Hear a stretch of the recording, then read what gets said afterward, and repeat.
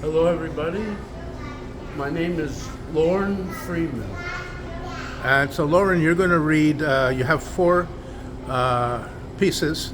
Four poems. Four poems in Philip Amsel's new chapbook, Five Strong Voices. And you're going to read from one of your selections, right? I also have one story. Okay, what is your first selection you're going to read from? What's it called? Dumb House? Yes. Okay, go ahead. They accepted my story for their book, but a lot of liberties with it they took. Censorship was heavy like a ton. I thought I was in the Soviet Union. What they wanted was a story by a third grader. I quit and told them I would be back later. I wouldn't be back later. Their next book was total nonsense. It wasn't even worth 2 cents.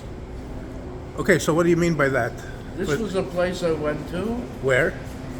in Snowdon. Okay, Montreal? Yes. Yeah. I wrote a story for their book, and they included it. And then I was going there and working with them, and they were liking my stories. But then all of a sudden they changed, and they instituted heavy censorship on my stories. Or they would just You mean reject you the were story you were writing totally.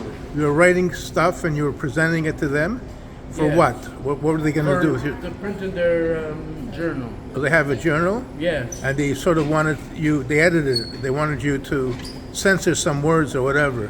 A lot of censorship. So basically, you alluded that to Russia, to being in Well- Russia, right? Censorship in Russia.